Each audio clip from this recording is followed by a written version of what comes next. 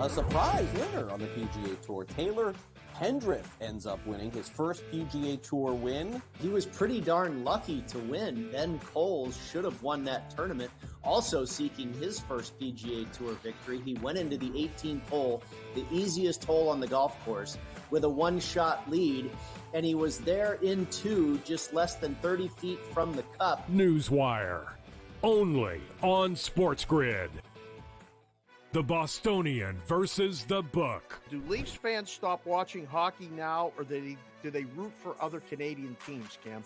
No, I'm not a proponent of that, and it's actually kind of bothered me that, like, all the people in Toronto are kind of like, oh, now I'm going to cheer for the Oilers. Like, why?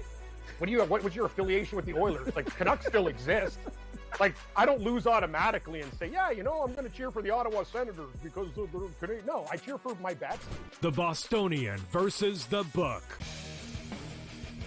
A lot of books, and outside of the New York area, the Canes are actually favored in Game 1 of this series. I'm seeing it right now. I'm looking. I see a minus 115 Canes, Rangers minus 105. I like the 6 and 7 games prop, like I took with Boston, Toronto, which we now know is going to cash. I think it's got a chance to go the distance. It's going to be a long, tough, close series. Sports Rage Late Night, only on SportsGrid. The Cam Rising stuff last year with Utah, 3 months of pretending he was questionable with a torn ACL, ridiculous. It's a lot of gray right now when it comes to this stuff, and we really are. When people say we're in like the second or third inning of sports betting, that's why I agree, because there's so many of those situations that are very, very difficult to explain to a novice. Game time decisions, only on SportsGrid.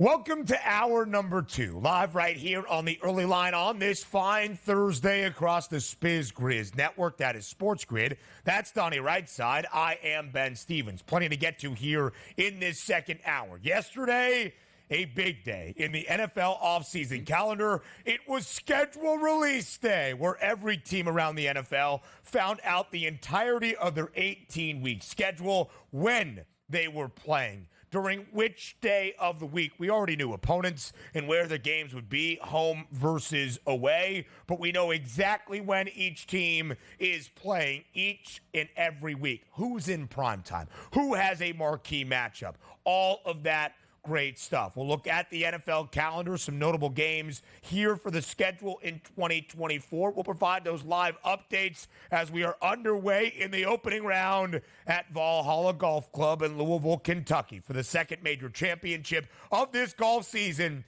It's the 2024 PGA Championship. Both Rory McIlroy and Tiger Woods on the course as we speak.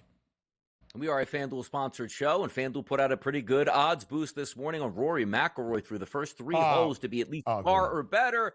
He's -1 right now on the third hole and just launched a drive right down the middle. So if you see my eyes tilting over to the side, it's because I'm watching my boy Mr. Roars try to cash a ticket live, which is rare, Ben. Cashing tickets live on air in the 9 a.m. Eastern hour is kind of crazy. So it could be a beautiful start to the day, but it looks fantastic down at Valhalla. Tournament conditions, we're looking for maybe 15 to 20 under from the champion, and a lot of really good players here. So a good hour number 2 and a profitable hour number 2 about to be starting up. I hope so. It's what our guy Charlie Hume told us yesterday live from the 10th tee box at T-Mobile's Club Magenta there at Valhalla, that the conditions would be conducive to scoring. It might be a track meet this week in Louisville. And shout out to my co-host, Donnie Rightside, who tried to give me that tip of the odds boost on the lovely FanDuel Sportsbook for Rory to be even through his opening 3 holes of the championship. Our producer, Joe Frieso, took it. I could not get there quick enough. But hey, some things just happen to go that way. All right, now to the unveiling of the 2024 NFL schedule. We got some of those marquee games leading up to the full schedule release last night around 7 p.m. Eastern. We saw some very funny and creative social media videos. Shout out to the Chargers. I think the winners of the day in their Sims themed schedule release. But now we look at some of those marquee matchups and marquee dates each and every year around the National Football League. How about Turkey Day?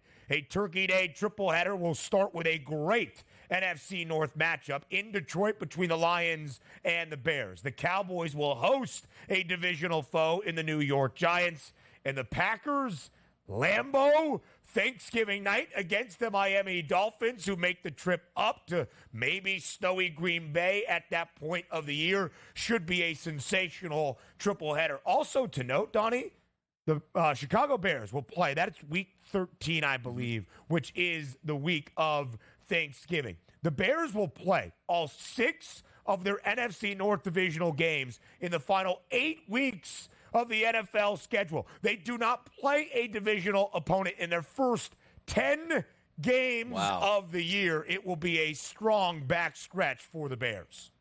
Yeah, there's a lot of interesting quirks in the schedule. Now, I haven't got a chance to go over every team, but I'm going to be focused, obviously, on the Eagles, who have the final, I believe, 4 of 5 games at home to end the season. So a front-loaded road schedule to start out. You can't make a perfect schedule for every team, and sometimes teams feel slighted. But that's a really interesting one because as a fan base, you love the divisional matchups. They're your rivals here. You got a really good young football team. You want that measuring stick game, like right out of the gate against the Minnesota Vikings, or you want that against the Green Bay Packers or the Detroit Lions, and you're not going to get that. So that is an interesting quirk, but that's a great game on Thanksgiving. It used to be, Ben, we would watch the Lions game, like, I can't believe that we're actually being, watching the Lions because they lose every single year, the Joey Harrington years and all that nasty stuff. It's like, just kick them off. Now it's coming back to us because the Bears and the Lions should be a fun one to watch. Then you see that game number 2, the Giants and the Cowboys.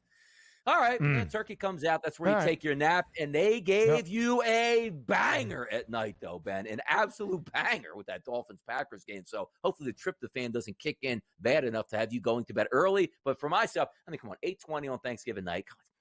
Can't we be earlier, Ben? Can't it just be earlier? It's late. It's really late. Yeah. What do you do in terms of fasting on Thanksgiving? I guess it's actually probably a pretty easy day. Yeah. No, because see, and also coming from an Italian-based family here, the good part is like I eat typically around, let's just say around noon, right? 11:30 to 12:30 is my range. Well, on Thanksgiving, usually that doesn't work, but in an Italian family, that bad boy's out there around 1 o'clock, so we're good to go here. True. Eat earlier, so it doesn't affect me one bit. A lot of food, a lot of pie, a lot of good stuff. Let's go. I thought the right side family was Spanish. No, Italian? Oh, well, my wife is Italian. So, I'm a quarter Italian. Right. The wife is, I want to say 50% Italian. So we got some Italian up in this piece. Yeah. I think that's good. But as you've said often, the wife doesn't watch the show, so it's fine. Now we go from Thanksgiving to Christmas, a doubleheader on a Wednesday. If you give the NFL an inch, they will take a mile. It is a great doubleheader on Christmas. However, already for this upcoming season in 2024, both games will be streamed exclusively on Netflix. First game up, Chiefs in Pittsburgh against the Steelers at Acrisure. What a great game that is. And then the AFC divisional round rematch from the postseason between the Ravens and the Texans. This one in Houston. Houston, a 2.5-point underdog for that Christmas game. Kansas City, nearly a touchdown favorite, laying 6.5 as those early odds are out. But I want to ask you, DRS, how you feel, often a critic of some sports scheduling as it comes to TV networks, of having both of the Christmas Day games on Netflix. I don't like it, and here's the reason why. Like, we're getting too far in these streaming services because it's just tough to keep a track of. Now, granted, I'm not going to miss any of these games. I basically have a subscription to every one of them, including Netflix, so it's not that big of a deal. But just in the landscape, like, I am a, remote control fiddler over here, Ben, which means like if there's a down moment here or a commercial, I like to change the channel. And if you're just with the family, which again on Christmas, probably people will be around, I'm not going to be like down in my basement with multiple TVs watching a show here in the NFL game. We'll be together. So I'd like to check in on other things. Like let's just say an NBA game is playing on Christmas Day, which it is. Let me just check the score. you sort of have to get out of Netflix, then go back into Netflix. And also, we always get angry at this. Streaming services are so far behind the live product. You know, one of my joys typically is here watching football. It's basically watching with America through social media, but they're 2 to 3 minutes back. And if you're following beat writers, they're 3 and 4 plays ahead of you here. And also, how do you get down on those bets? They're like, okay, I'm expecting a turnover in this spot when literally they just scored a touchdown and you have no idea what's going on here. So there are some down things to that, but you can watch it. It's okay. I'm not in love with it, though. Listen, here's my only thing. I have Netflix. It's not going to be an issue for me to watch these football games. Most people, I think, have Netflix if they have any of the streaming services. But this is where things are really going, and I find it ironic because we're basically getting cable packages, now just different streaming. We're getting a cable bundle from Max and Netflix and Apple TV, as they will give us a vastly reduced price for those 3 streaming services all in one. You guys aren't being creative. You are not being ironic. It is cable, just under a different name. In the NFL this year, Donnie, we'll stream games on Prime each and every week for Thursday Night Football, Netflix, Peacock, and if you want Sunday NFL Ticket, it's on YouTube TV. So some of the casual fans or some fans around the National Football League that do not have all of these streaming networks are put at a disadvantage, and the NFL is virtually saying, hey, get with the times. The NFL will never starve for an audience. The NFL generates and dominates audience, but it's still just a sign of the times, I guess. Yeah, and are we getting to subscription-based services where it's like you just have to subscribe to your team and that's what you get, and you got to? It's wild where this is going because it's apparent that the general public will pay for it, and the NFL is going to be like, you know what? Then we'll do it. Yep, absolutely so. More marquee matchups around the National Football League come your way up next.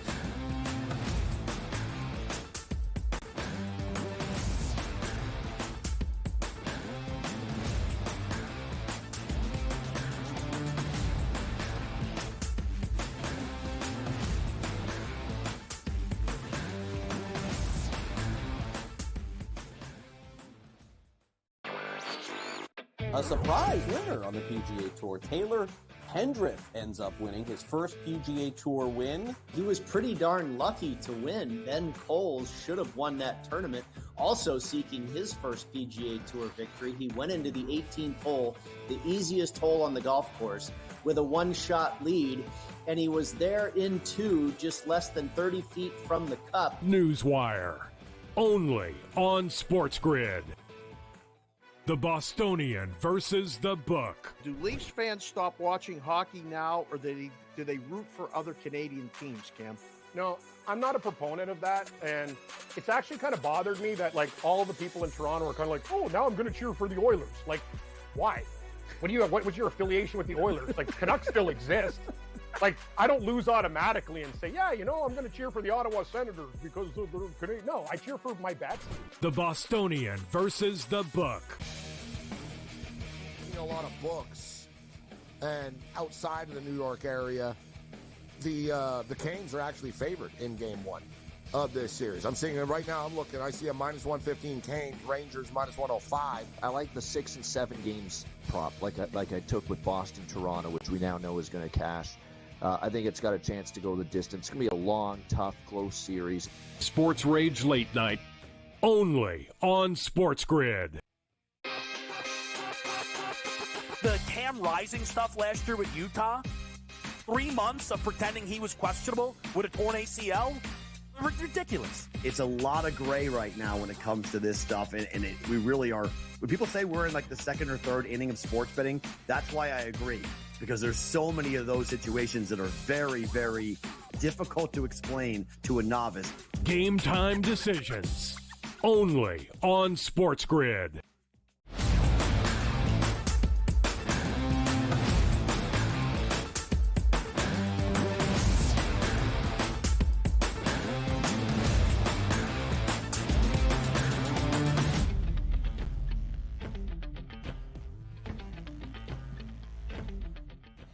So we have showed you the marquee matchups for those significant early season games around 2024 in the National Football League, those holiday broadcasts as well. But last night, every NFL team, all 32 organizations, unveiled the entirety of their schedule. That's weeks 1 through 18. When are the bye weeks? When exactly on a Sunday slate are you playing? Perhaps do you have a short week Thursday night football game? Are you traveling back-to-back weeks? What are those miles that you are logging? All of that, DRS, is significant because it does really paint the path to your win total. Do you have the rest advantage or disadvantage? Are you traveling a ton to how you can stack up the wins? What is baked into a spread for any week in the National Football League? And some of those odds are out. That's my favorite thing about the schedule release, also the fun social media videos that we have. Yeah, it's always nice because the football season is 365 for us now. It's almost like every single month we have something to look forward to in football season outside of the games themselves. So it'd be the combine, free agency, you're getting tagged, OTAs, the draft, the schedule release. It keeps us involved here. And as we're in the month of May, now getting excited for the season because it's tangible now. We always knew the opponents. Now we know where they're at. So if you're a fan base, much like the people will go out and say, okay, where's our away games that we're going to go to? Let's plan our tailgates for the home games here. How does this set up here? Is it a great home schedule? Is it a tough road schedule here? It's fun to see it play out. And also, it's probably that last bit of, I waited to make my seasonal win totals projection until I see the actual schedule coming out. Then you hit that little lull until you get to training camp and the injuries come up. So it's that last bit of information that you needed just to get you recharged for football season. And now we can see where these big-time games are at. Listen, I highly, highly, highly recommend the great work that our guy, our lead NFL analyst, Warren Sharp for the SportsGrid Network does with his team at Sharp Analytics. If you just scroll through his Twitter page, you will find out everything that you need to know. How many games are in primetime? Who has the toughest schedules week 1 through 5? Who has a very difficult home stretch like the Pittsburgh Steelers, who have by far the most difficult schedule in the final 6-7 weeks of this NFL campaign? The Baltimore Ravens have the most difficult schedule to start off the year, weeks 1 through 5. The opener to start the season debut in Kansas City, also with road games at Dallas, home games against the Raiders and the Buffalo Bills. It is a gauntlet for the flock to start as they look to get back to their second consecutive AFC title game. Let's talk a couple of narratives as well here to start off 2024. Russ will make his return quickly to the Mile High City. The Steelers are on the road week number 2 against the Denver Broncos. How about the Stephon Diggs game in Houston as he welcomes in his former team, maybe with some bad blood, against the Buffalo Bills? Our Super Bowl 58 rematch, week number 7, Sunday slate in San Francisco. It's the 49ers taking on the Chiefs. The Bears and the Commanders, week number 8. Week 12, it's the Chargers and the Ravens. That's the Harbaugh Bash. Great job by the LA Chargers social media team in their schedule release video. But I love week 12 because it was the Harbaugh brothers having a pillow fight in their childhood bedroom. And we have the game between Kirk Cousins and his former team. Doesn't happen until week 14, but the Falcons hit the road to Minneapolis to take on the Vikes. Yeah, a lot of intrigue. I mean, each and every week we love talking about the NFL games, but as we said, it's fun to finally see these games come into fruition. That Bills-Texans game, I mean, the Texans are in some big money moments this year and expecting big things for C.J. Stroud and that revamped offense, which was quite good last year. That should be a fun one, but I do take a look at that week 7 matchup here, right? You always want to get back at the team that beat you in the Super Bowl. Last year, now granted, while the Philadelphia Eagles were maybe the hottest team in football to start the season, they went and played on a Monday night football game and got revenge, but revenge didn't mean anything because they beat the Chiefs there. The Chiefs went on to win another Super Bowl, and away you go at that point. But it's nice that San Francisco has them in their own building to sort of get back a little revenge and extract that. We'll see if that takes place. But of all those games that are listed, I think everybody could probably agree that Chiefs 49ers game is going to be awesome. It's going to be incredible. Donnie, I was already looking forward to seeing how the schedule makers would treat the Houston Texans and the Atlanta Falcons. Both teams enter this offseason and 2024 with optimism and now expectation. And when you look at Houston, they are in prime time 4 times, as are the Atlanta Falcons. The teams in prime time most frequently, the New York Jets, the San Francisco 49ers, the Dallas Cowboys. They will each play 6 primetime games in all 6 for Gang Green and Aaron Rodgers in the first 11 weeks of the NFL season. Get ready, buddy, to learn Aaron Rodgers, including that opening Monday night on the road in San Francisco against the 49ers. I cannot wait for the opening weekend of the year and that game in primetime, Sunday Night Football. Matthew Stafford back in the Motor City once again. The playoff rematch between the Lions and the Rams. And the FanDuel Sportsbook has these Week 1 lines already out. Detroit a 3.5-point home favorite. I mean, it feels like we're going to be exhausted after week 1, right? Because you have the extra Friday night game. So we're going to be on a bender from Thursday, Friday. And then, of course, we got football on Saturday with college football. Sunday, an unbelievable card. Everybody's going to be excited. Sunday night football, Monday night football. By Tuesday, we're going to be like, man, we got to do this for still a couple more months. But that's the anticipation and the wait for it. It's going to be a lot of fun to see how it plays out. But again, the NBA does a very good job of this, the same way that the NFL does. Give us the marquee games that we want right off of the bat. And I love that. Also, keep in mind on this, sort of a tough scenario. When you're one of the better football teams, the NFL does like to put you on in the biggest spotlight moments. We saw how profitable those games have been on Christmas, where it's like, okay, I don't care if that's on a Wednesday. We're going to make sure we have those and we can sell them to an, off programming on like Netflix. But for the Ravens to go back-to-back on the road on Christmas, that's not right, man. Like the NFL, I understand like they're a big draw and that's a big football game. But if you're a Ravens player, sure, you get paid a lot of money. You got to show up when the games are. But that's a tough scene. At least give them the Ravens the home game in their own building on Christmas. But they got them on the road again, which is kind of tough. 2.5-point road favorite. The Flock, though, will be a big feature on that Christmas Day slate. It was a statement game for Baltimore last year, winning in San Francisco. Speaking of the Niners, they are the Super Bowl 59 favorites in front of the Chiefs. But we can see how much the odds makers love San Fran, booked as a favorite in every game last year. That included the Super Bowl loss to KC. They're a 1.5 favorite already in the rematch, week number 7, nearly a touchdown favorite for that season opener against the Jets. We'll talk PGA Championship next.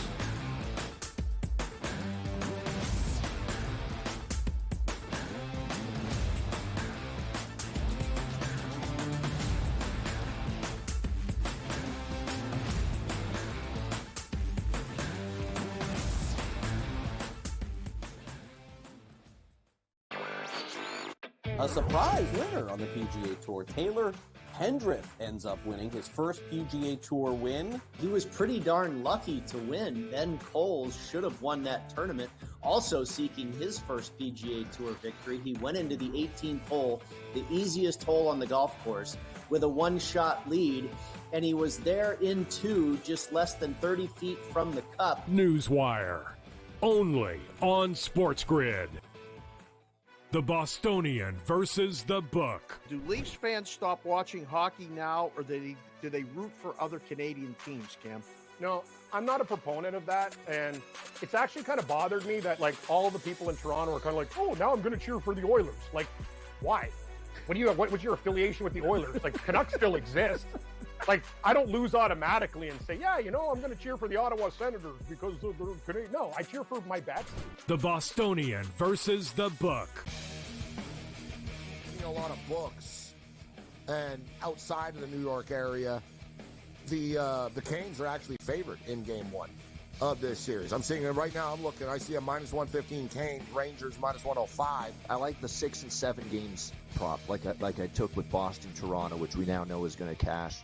I think it's got a chance to go the distance. It's going to be a long, tough, close series. Sports Rage Late Night, only on SportsGrid.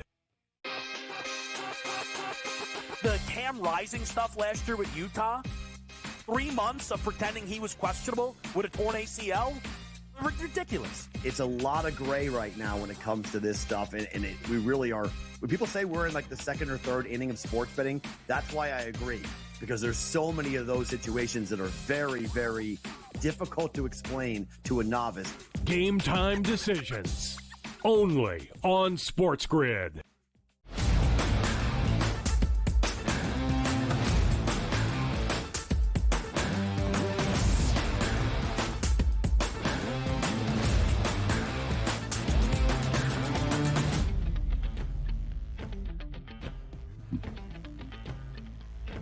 A live check-in is round number 1 at the second major championship of this year in golf is already underway. That's the 2024 PGA Championship at Valhalla Golf Club in Louisville, Kentucky. And off to a strong start, Doug Gim out to an early lead alongside Xander Schauffele, who we say each and every time there's a major championship is still looking for that first major. Xander had a 14-1 price before this tournament got underway. That was the third best number. But, of course, DRS, a lot of the focus was on those two frontrunners entering. Scotty Scheffler, a 4-1 price, the proud new papa. Rory McIlroy, second best number, plus 750, looking for his first major title in a decade when he won the 2014 PGA Championship at Valhalla. Off to a good start. 1 under for Rory through his first 3 holes.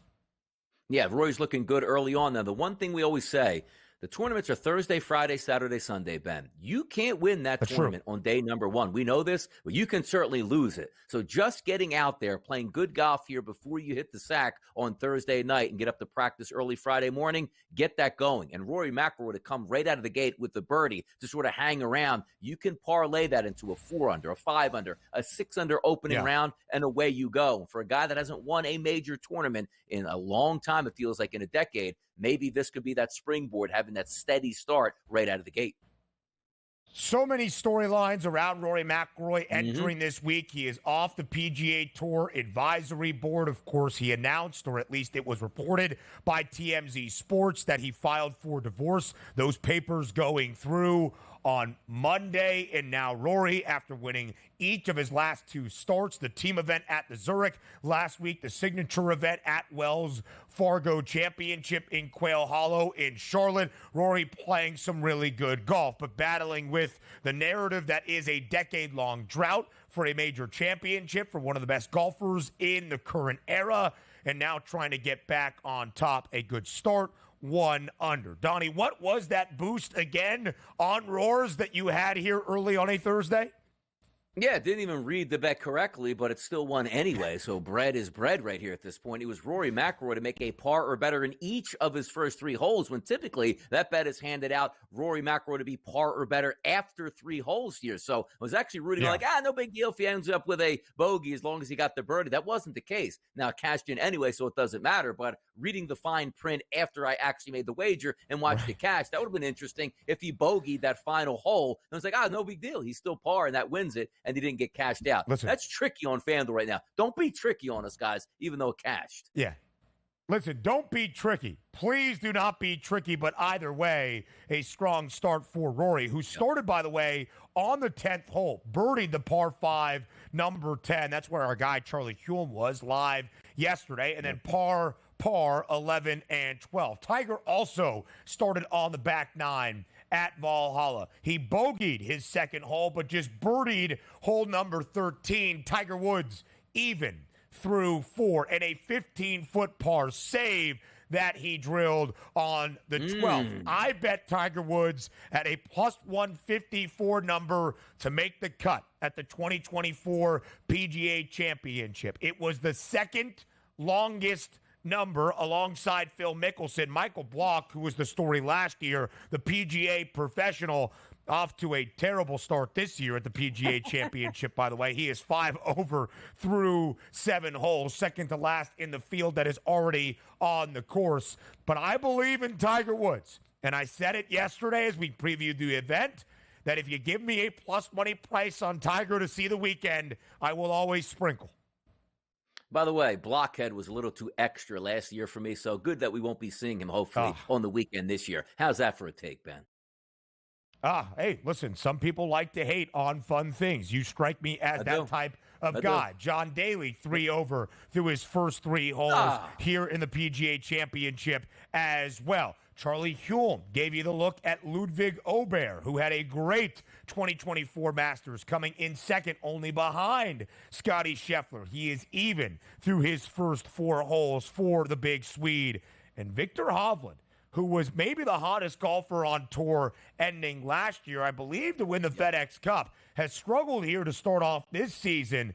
2 under through 3 for the Norwegian. He is tied alongside Doug Gim and Xander Schauffele atop the PGA Championship leaderboard at this moment. Scotty remains the favorite, plus 450, but Rory one under early, only $1 behind at plus 550. Xander has seen that price shorten into triple digits, now 9-1. NBA playoff talk now next.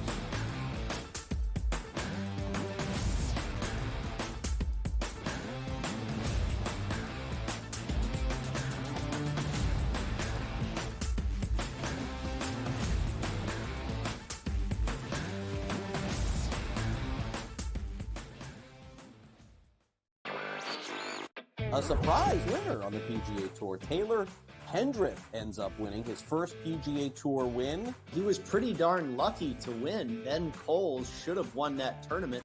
Also seeking his first PGA Tour victory, he went into the 18th hole, the easiest hole on the golf course, with a one-shot lead, and he was there in two, just less than 30 feet from the cup. Newswire, only on SportsGrid. The Bostonian versus the book. Do Leafs fans stop watching hockey now, or do they root for other Canadian teams, Cam? No, I'm not a proponent of that, and it's actually kind of bothered me that like all the people in Toronto are kind of like, oh, now I'm going to cheer for the Oilers. Like, why? What was your affiliation with the Oilers? Like, Canucks still exist. Like, I don't lose automatically and say, yeah, I'm going to cheer for the Ottawa Senators because they're Canadian. No, I cheer for my bats. The Bostonian versus the book. A lot of books, and outside of the New York area, the Canes are actually favored in Game 1 of this series. I'm seeing it right now. I see a minus 115 Canes, Rangers minus 105. I like the 6 and 7 games prop, like I took with Boston, Toronto, which we now know is going to cash. I think it's got a chance to go the distance. It's going to be a long, tough, close series. Sports Rage Late Night, only on SportsGrid.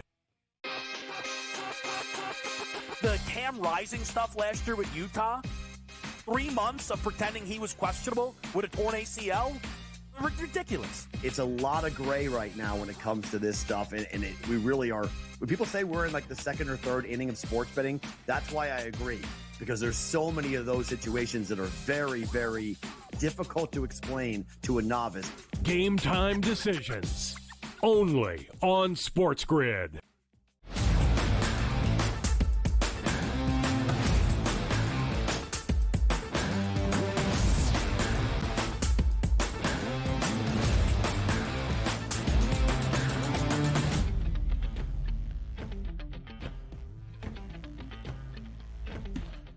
Live right here on this Thursday on the early line on SportsGrid, our coach James Young, JY, back on the program for the next half an hour to finish out this second hour, to look back on what we saw yesterday in a doubleheader of NBA playoff action and preview our lone playoff game of the night. Tonight in Minneapolis, the Timberwolves trying to stave off elimination, the Nuggets trying to get back to the Western Conference Finals. JY, thanks for being here on this Thursday on TEL.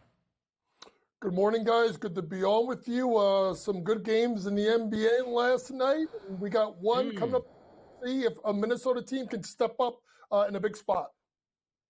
We will see about that game in just a moment. But first, JY, we look back on the doubleheader, and we go to the nightcap, the second of the two that we had in Oklahoma City. The Thunder, in a series tied at 2 games all, looked to be the right side, laying 4.5 points in game number 5.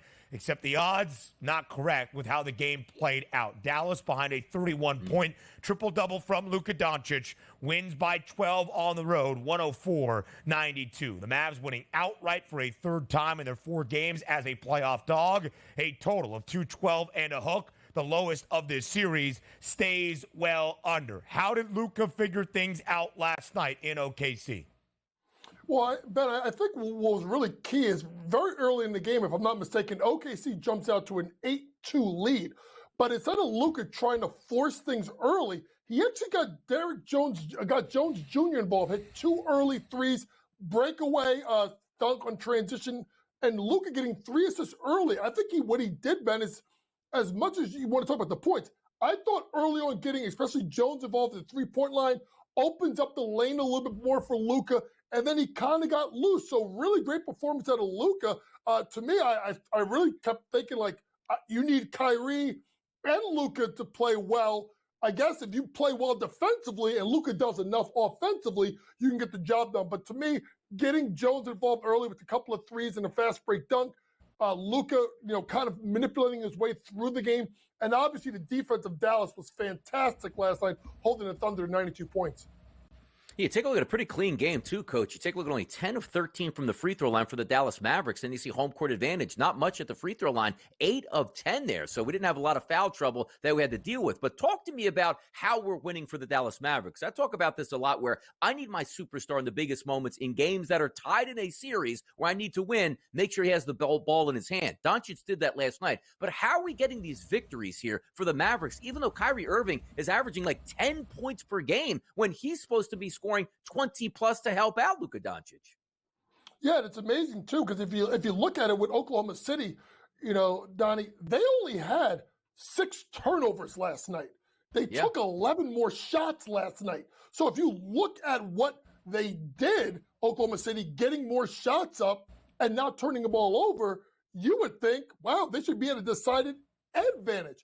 But the way of Dallas not fouling, and really, let's be honest, holding Oklahoma City to 25% from 3, 10 of 40 from the three-point line, obviously 14 of 35 for Dallas. Right then and there, it's a plus 12 margin right there at the three-point line, and they win by 12. So shoot the ball well from 3, defend the 3, and play really good defense, and you give yourself a good chance. And that's what Dallas did last night on the road in a pivotal game number 5. A lot of volume from deep last night for Mark Daigneault's team. That's OKC. 40 3-point attempts, but only converting on 10. SGA continues to do what SGA does, giving you 30 points on a night-in, night-out basis, but didn't get a ton of help. Chet Holmgren, second most points for Oklahoma City. That was 13. So, JY, Dallas steals one on the road. In fact, they've won the last 2 games, games 2 and 5 in Oklahoma City. Now the Mavericks return home after a few more days off on Saturday in game number 6. Currently booked as a 4.5-point favorite to win this series in 6 games. The Mavericks outright a minus 420 favorite to win this series as well. How many more games do we have in this second round set between the Thunder and the Mavericks? Ben, this is like the series that doesn't make sense. Or I guess you could say the other one in the West as well. Because every time I go one way, it goes the other way. Here's what I will say. You made a great point. The extra day off is key here, especially for Luka, to get that additional rest. Going back home. I think it's over in 6 games. I think this is a team that, Oklahoma City, I think they needed this game just in case they would not win game 6. I think it's going to be a hard time for a young team like this. Really first time in this spot, elimination game on the road, and go get a win. I do like Dallas because they got the win last night, minus a point, especially with that extra day off. Yeah, I was really impressed to OKC going on the road in game number 4 and getting that victory, but then again, equally disappointed in the fact that they couldn't handle home court advantage. And it's going to be tough to get out of Dallas and force a game 7. Yeah. As a fan, I'm hoping they do force a game 7 because that's going to be so much fun to watch in OKC. But 7 games, we certainly aren't going to see that for the Boston Celtics, and probably not to at least maybe the NBA Finals. As the Celtics come away last night with a 113-98 victory over the Cleveland Cavaliers, it was expected. It was a 2-touchdown spread, depending on when you got that. If you won or lost, whether you bet on the Celtics and or the Cavaliers. The Cavaliers just limping into this basketball game, got shelled by 15 points. So my question to you, Coach, not necessarily about how the Celtics played last night. We thought they would win. Is this good for the Celtics? Because in the Western Conference, we are getting battles on a night-to-night basis. We're not getting that from the Boston Celtics just yet here. Is this good where they're not having to use any extra effort here? Or do we like to be tested as we move forward in the playoffs? I mean, maybe you like to be tested, depending on who comes out of the East in the other series between Indiana and the Knicks. Maybe you look at if it's the Knicks maybe giving Boston a really good game 1 for Boston to kind of shake the rust out. But to me, listen, they're not playing without Porzingis. That's the other thing is how are they going to integrate Kristaps back into the lineup? Is he going to be back for game 1? Do you wait a little bit? So to me, they want – there's 2 ways you look at it, right? do you want the Knicks to win Game 6 so you could start? I think they can start the series a couple of days earlier, if I'm not mistaken, if the Knicks win tomorrow night. So to me, that's the kind of thing you have to look at if you're Boston. To me, they're still the class. I'm a Knicks fan. They're still the class of the East. If they get picked off in the Eastern Conference Finals and go more than 6 games, I'd be absolutely stunned. They are that much better than everybody else, guys. Let's be honest. It would be seen as an utter failure. Boston into the Eastern Conference Finals for a 3rd consecutive season. Boston is not judged by what they do in the regular season or what they do in the opening few rounds. With this core, it's not even winning the East. It's winning another Larry O'Brien trophy, and the path is certainly picture perfect for Boston at this moment. Only 10 games for the C's in this postseason to begin, JY, and they have won 8 of them, 7 of the 8 by at least 13 points, covering as a hefty favorite in 6 of the 8 wins. How are you evaluating Boston, though? As Donnie said, not the strongest competition, but just with what you are seeing for the Celtics and their overall outlook. Well, just how Jason Tatum particularly plays. And I thought, to me, him in the second half going 5 of 8 from the floor, 13 points in the second half, 7 assists, 4 rebounds, giving a little bit of everything was something that I needed to see out of Jason Tatum. And they got guys that can hit at different spots. Derek White has been really good, had a couple of games struggling to shoot the ball. So I think this team is really primed. To me, it's also about their bench. The play of Peyton Pritchard, particularly shooting the ball from 3 to keep hanging his 3-point prop at 1.5. He last 2 games, I think he's gotten 2, and he got 3 last night. So he's been better. How's he giving him minutes? Hey, listen, you're right, Ben. This is all about the finals. They have to get to the finals, and they have to win the finals. That is what it all comes down to in Boston. Anything less is a complete and utter failure for this franchise. Minus 950 right now for the Celtics to win the Eastern Conference. That's before the series is set against either Indiana or New York. Game 6 tomorrow night in Indy between the Pacers and the Knicks, with the Pacers booked as a 5-point home favorite at this moment. 1 game in the NBA playoffs tonight. That's out in the Twin Cities. The Timberwolves, a home favorite in game number 6 against the Denver Nuggets. JY gives you his scouting report on the other side of the break. The keys to this series, if it closes tonight or if Minnesota forces a Game 7. Find out next here on SportsGrid.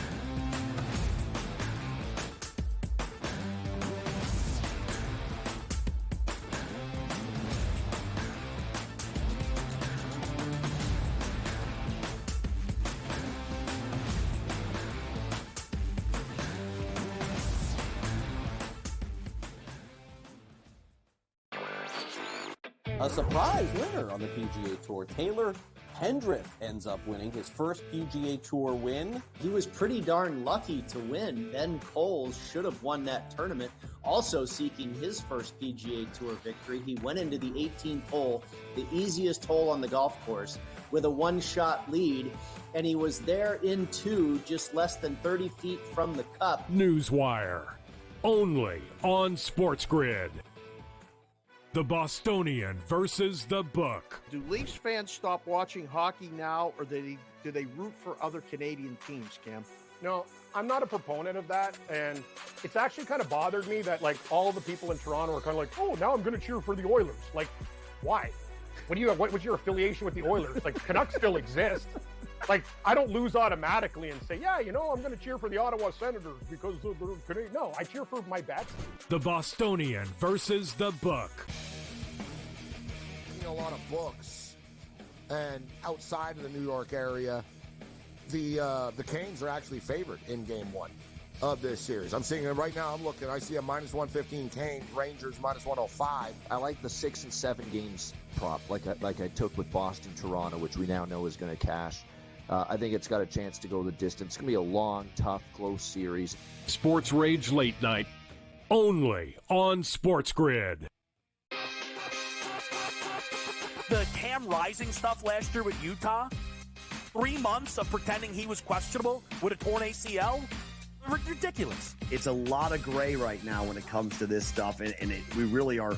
When people say we're in like the 2nd or 3rd inning of sports betting, that's why I agree, because there's so many of those situations that are very, very difficult to explain to a novice. Game time decisions, only on SportsGrid.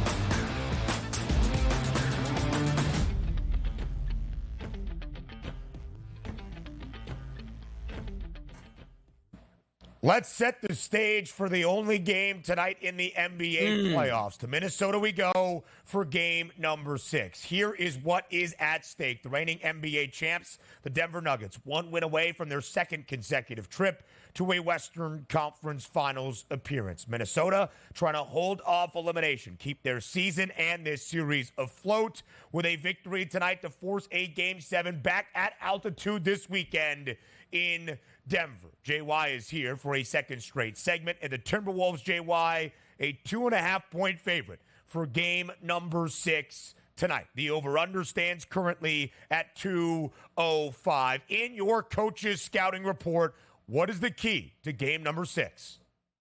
Well, number one, the health of Mike Conley, who's questionable for tonight, is going to be key because Mike Conley is a defender and he's someone that can kind of disrupt Jamal Murray a little bit. And he kind of stabilizes the team, right, Ben? He allows them to kind of get to where they need to be. Alexander Walker goes to the bench. Everybody kind of slots into themselves. So the first thing we need to know is Mike Conley going to play tonight? Because I think that's a huge factor that no one's going to talk about. 2, how does Coach Finch handle the adjustment of Denver running a second person at Anthony Edwards? I believe over 30 times they sent a double team at Ant, got the ball out of his hand. So we have to see who is that next guy that's going to step up. Obviously, Cat, shot the ball well, but of course we saw him limping off the floor like he ain't going to play. But I think he's fine. I think it was just a little bit of a little bit of upset about the game. So Karl Anthony Towns, who did play well, going 10 and 19 from the floor is the key. But the other big thing is, what are we going to do about Rudy Gobert, right? And I know people can sit there and say, the Joker went 8 of 9 from the floor against Rudy. There are moves, folks, that I'm a basketball trainer that I show kids all the time. And even I'm like, how the hell did he get that shot off? So to me, a lot of those baskets that Joker made were such high degree of difficulty. If you're Finch, do you go back to Rudy and play him that 40 minutes? Or do you panic a little bit and go small, put Naz Reid on him or Cat on him? That's going to be the big chess match, is the Rudy Gobert minutes tonight in game number 6. We'll break down this game with some individual statistics on some players in just a moment. But, Coach, let me ask you this. We talk about momentum, and it's big in sports. You had 6 straight victories for Minnesota. It looked like they were riding high and might even wipe Denver off the court in 4 games. They've now lost 3 straight games to the Denver Nuggets here. How do you stop that momentum? Like, what are you telling your team? Like, you started so hot in the playoffs. Now it seems like you can't find yourself in these victories. How do you just get one to get back into this series? Win the first quarter. You have to win the first quarter. You have to come out first quarter, play really well, play with the lead. Now, obviously, they were only down 2 after 1 in Denver, but you got to get the crowd behind you, because what you have right now is a young team in an elimination game that has lost 3 games in a row, 2 of them at home. The crowd can get really restless and the team can start to panic. The key to me is going to be the first quarter and the whole quarter. You got to be up by 6, 8, 10 points. You can't be like Oklahoma City up 8-2 early and then it goes the other way. You got to jump on Denver and stay on top of them, throw all your knockout punch early, try to get a lead and get the crowd behind you, because if you play from behind, Donnie, you're going to get restless fans and you're going to get kids that are going to panic. JY, it was a weird set of circumstances, kind of, for Nikola Jokic winning his 3rd NBA MVP award in the last 4 seasons when he was named the league's most valuable player last week. Denver was down 0-2, losing both games on their own home floor to Minnesota.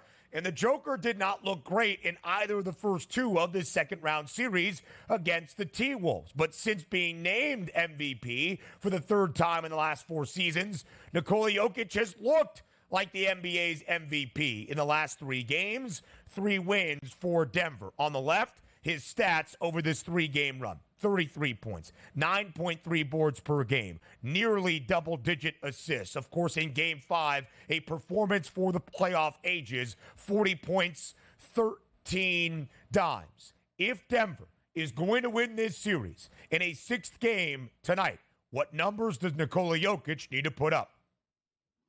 Triple-double. Put them away. put him away, and do it in any way. And that's what's so great about Nikola Jokic that people understand.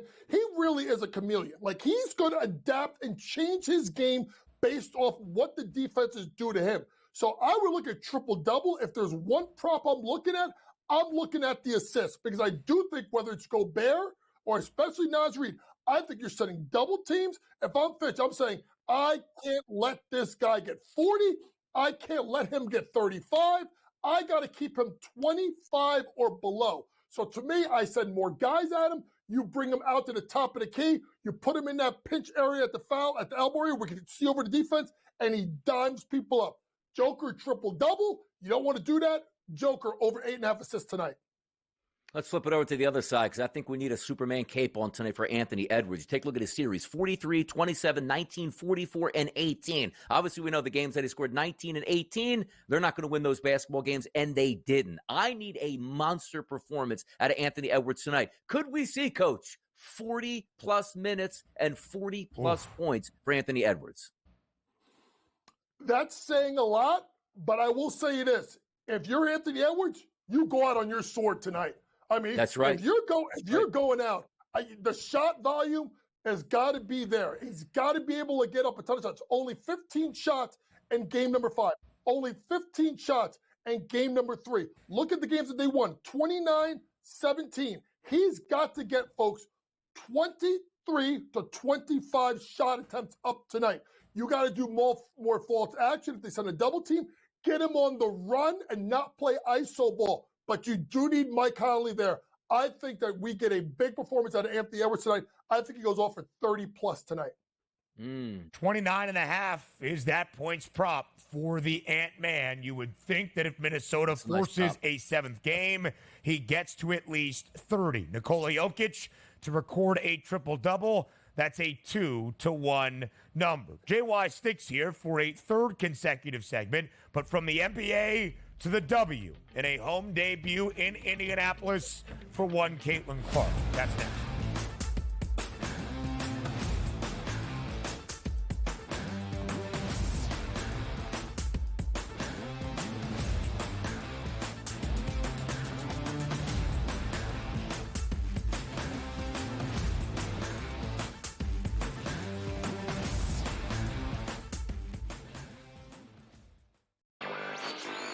A surprise winner on the PGA Tour. Taylor Pendrith ends up winning his first PGA Tour win. He was pretty darn lucky to win. Ben Coles should have won that tournament.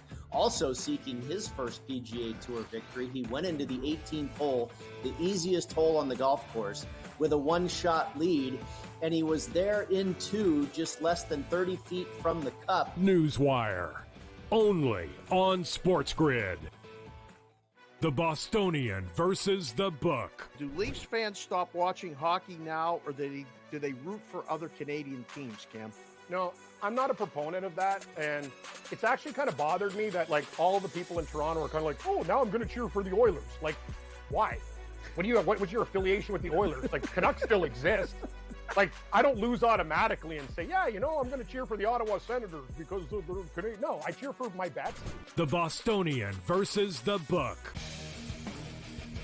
A lot of books, and outside of the New York area, the Canes are actually favored in game 1 of this series. I'm seeing it right now. I'm looking. I see a -115 Canes, Rangers -105. I like the 6 and 7 games prop, like I took with Boston, Toronto, which we now know is going to cash. I think it's got a chance to go the distance. It's going to be a long, tough, close series. Sports Rage Late Night, only on SportsGrid. The Cam Rising stuff last year with Utah, 3 months of pretending he was questionable with a torn ACL, ridiculous. It's a lot of gray right now when it comes to this stuff, and we really are. When people say we're in like the 2nd or 3rd inning of sports betting, that's why I agree, because there's so many of those situations that are very, very difficult to explain to a novice. Game time decisions, only on SportsGrid.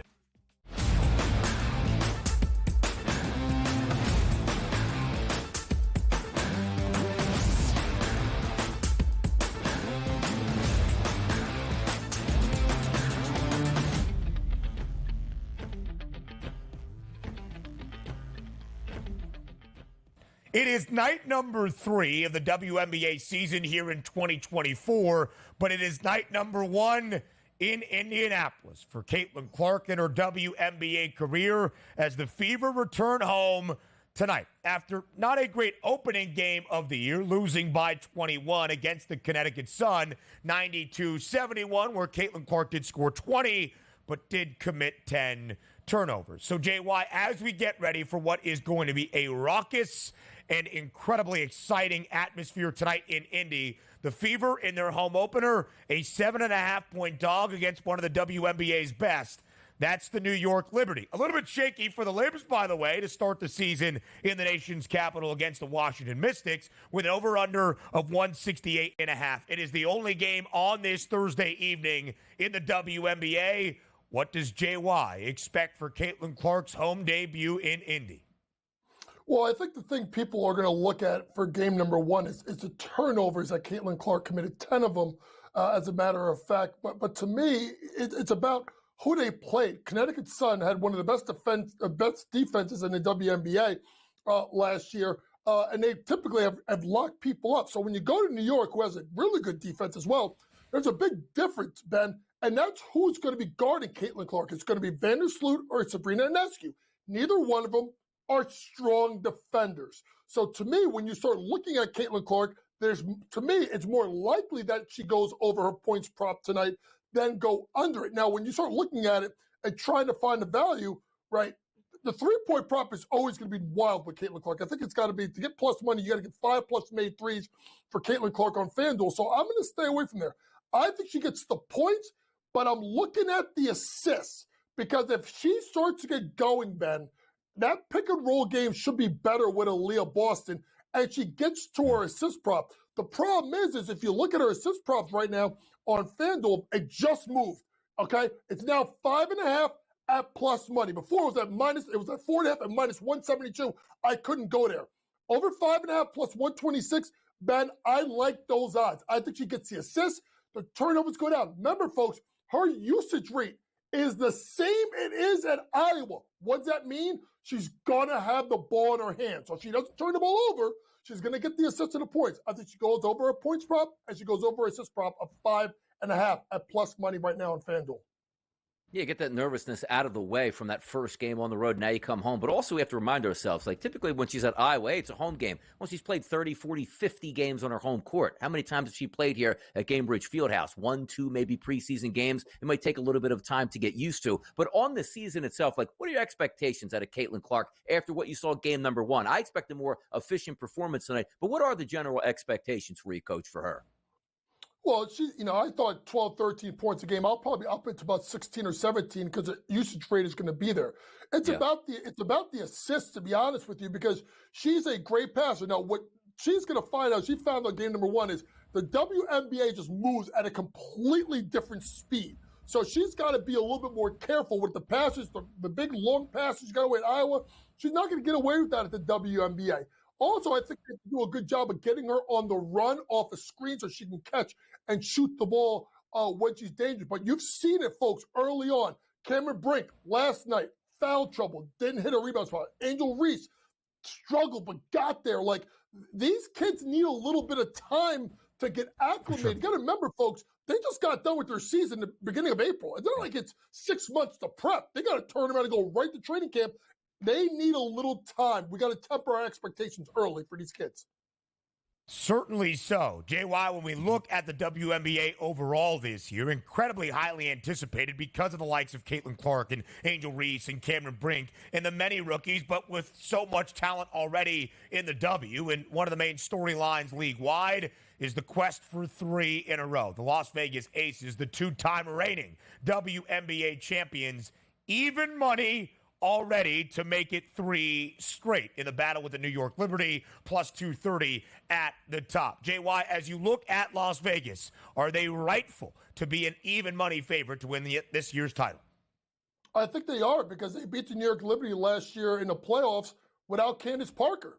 Candace Parker retired. So to me, they are the worthy favorites. Now, New York tried to address their defensive inabilities in the backcourt in the draft, but I want people to look at 2 teams. Don't sleep on Connecticut now that they got Jones back from the injury, and then also Seattle, Awul McKay, Skylar Diggins-Smith, Jewel Lloyd, they could score. They're a sleeper at 10-1 to make a run. Seattle did struggle in their debut against the Lynx. Minnesota looking a little bit more promising this year. JY, a fadeaway to the break, a fadeaway to hour 3 that comes your way up next.